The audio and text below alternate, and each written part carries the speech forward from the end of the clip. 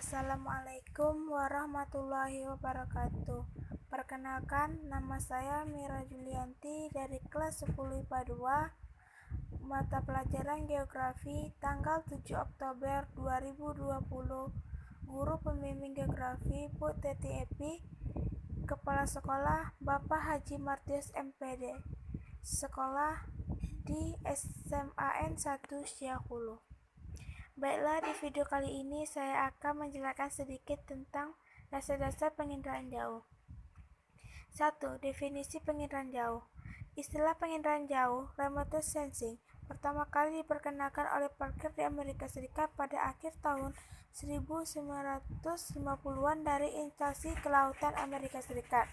Pada awal tahun 1970-an, istilah serupa juga digunakan di Prancis dengan sebutan teledetection, di Jerman dengan istilah Fehnerkundung, serta di Spanyol dengan istilah teleperception.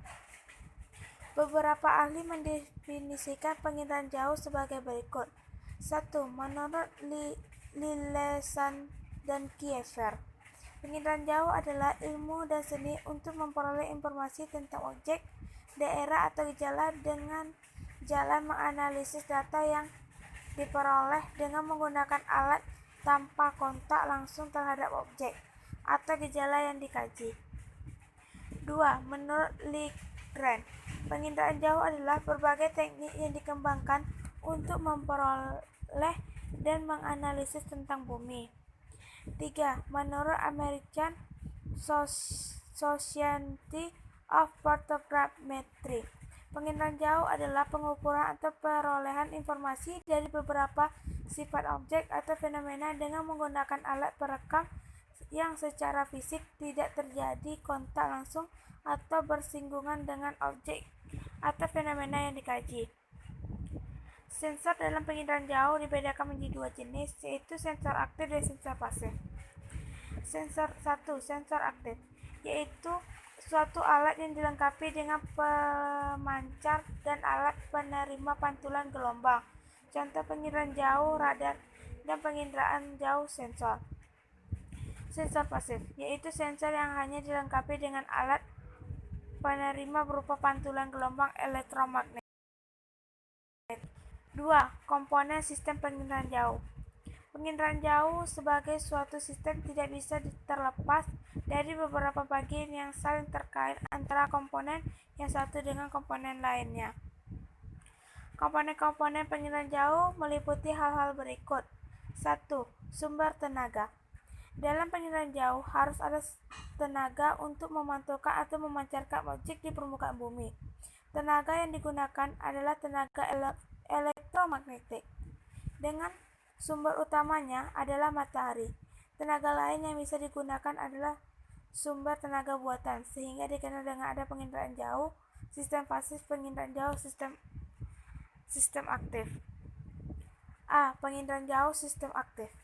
Penginderaan jauh sistem pasif, tenaga yang menghubungkan perekam dengan objek di bumi dengan menggunakan tenaga alamiah, yaitu matahari, dengan memanfaatkan tenaga pantulan, sehingga perekamannya hanya bisa dilakukan pada siang hari dengan kondisi cuaca yang cerah. B. Penginderaan jauh sistem aktif. Pada penginderaan jauh sistem aktif, perekamannya dilakukan dengan tenaga buatan, dengan tenaga pancaran, sehingga memungkinkan perekamannya dapat dilakukan pada malam hari maupun siang hari dan di segala cuaca. Atmosfer.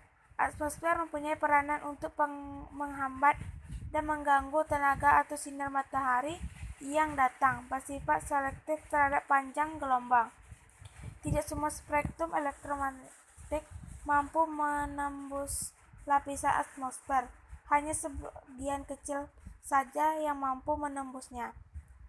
Hambatan pada atmosfer dibedakan oleh debu, uap air, dan gas. Hambatan atmosfer ini berupa sarapan, pantulan, dan hamburan. Hamburan adalah pantulan ke segala arah yang disebabkan oleh benda-benda yang di permukaannya kasar dan bentuknya tidak menentu, atau oleh benda-benda kecil lainnya yang berserakan bagian dari spektrum elektromagnetik yang mampu menembus atmosfer dan sampai ke permukaan bumi, disebut jendela atmosfer. Jendela atmosfer yang paling banyak digunakan adalah spektrum tampak yang dibatasi oleh gelombang 0, mikrometer hingga 0,7 mikrometer. 1. Interaksi antara tenaga dan objek. Setiap objek mempunyai sifat tertentu dalam memantulkan atau memancarkan segala tenaga ke sensor. Objek yang banyak memantulkan atau memancarkan tenaga akan tampak lebih cerah, sedangkan objek yang pantulan atau pancarannya sedikit akan tampak gelap. Interaksi antara tenaga dengan objek dibagi menjadi 3 variasi, yaitu A. Variasi spektral, mendasarkan pada pengenalan pertama suatu objek, misal cerah dan gelap. B. Variasi spesial, mendasarkan pada perbedaan pola kekurangannya seperti bentuk, ukuran, tinggi, serta panjang. Dan variasi temporal, mendasarkan pada perbedaan waktu perekam dan umur objek. A. Sensor. Sensor berfungsi untuk menerima dan merekam tenaga yang datang dari suatu objek. Kemampuan sensor dalam merekam objek terkecil disebut dengan resolusi spesial. Berdasarkan proses perekaman, sensor dibedakan menjadi 2 sebagai berikut. 1. Sensor fotografik. Sensor fotografik adalah sensor yang berupa kamera dengan menggunakan film sebagai detektornya yang bekerja pada spektrum tampak. Hasil dari penggunaan sensor fotografik adalah bentuk foto udara. 2. Sensor elektronik. Sensor elektronik menggunakan tenaga elektrik dalam bentuk sinyal elektrik yang beroperasi pada spektrum yang lebih luas, yaitu dari sinar X sampai gelombang radio dengan pita magnetik sebagai detektornya. Keluaran dari penggunaan sensor elektrik ini adalah dalam bentuk citra. 1. Perolehan data. Perolehan data dapat dilakukan dengan cara manual secara visual maupun dengan menarik atau digital. Perolehan data dengan menggunakan cara manual yaitu cara memperoleh data dengan menginterpretasi foto udara secara visual. Perolehan data cara numerik atau digital yaitu dengan menggunakan data digital melalui komputer. 2. Penggunaan data atau disebut dengan user.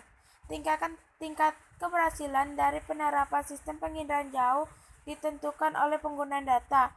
Kemampuan penggunaan data dalam menerapkan hasil penginderaan jauh juga dipengaruhi oleh pengetahuan yang mendalam tentang disiplin ilmu masing-masing maupun cara pengumpulan data dari sistem penginderaan jauh.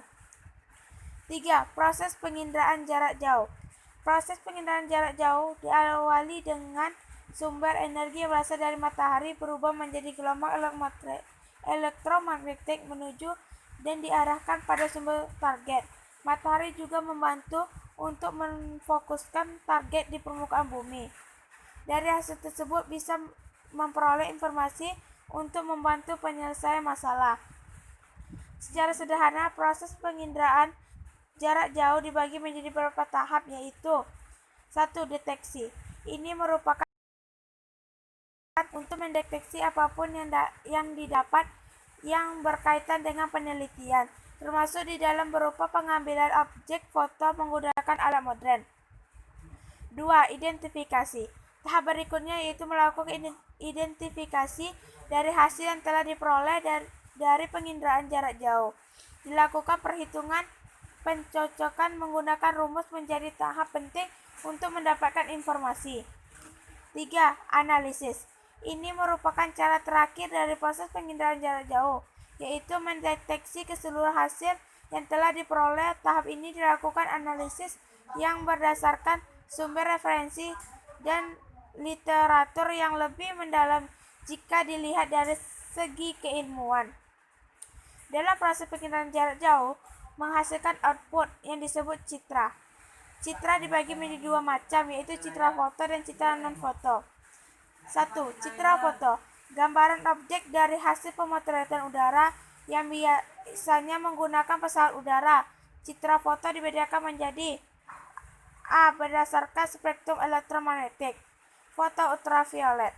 Foto yang dicetak menggunakan spektrum gelombang ultraviolet yang mempunyai panjang gelombang 0,29 mikrometer, berfungsi untuk membedakan dua macam zat. Foto ortomatik.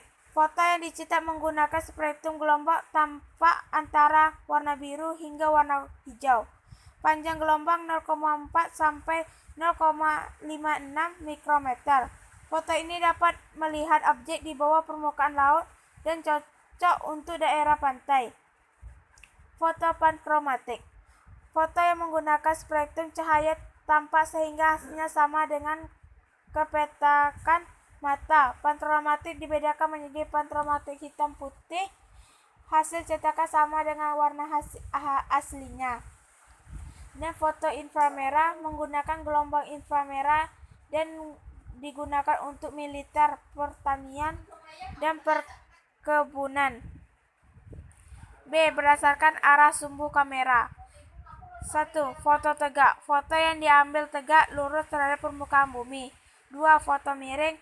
Foto yang diambil dengan sudut minimal 10 derajat. C. Berdasarkan kamera yang digunakan. 1. Foto tunggal. Foto yang diambil menggunakan kamera tunggal. 2. Foto jamak.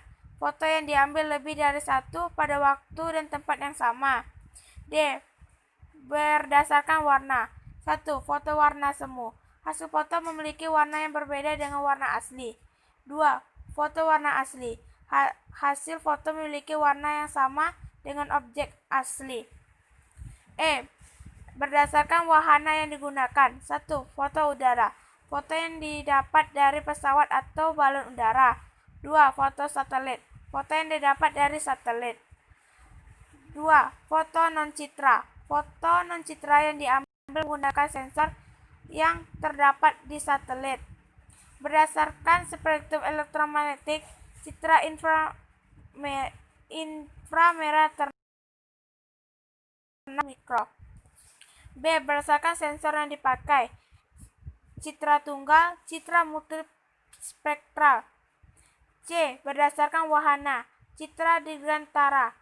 Citra yang dibuat oleh wahana yang ada di udara. Citra satelit. Citra yang dibuat dari badan antariksa. Contohnya berupa citra satelit penginderaan planet, citra satelit penginderaan cuaca, citra satelit penginderaan sumber daya bumi, dan citra satelit penginderaan laut. Jarak jauh, semoga bermanfaat. Assalamualaikum warahmatullahi wabarakatuh.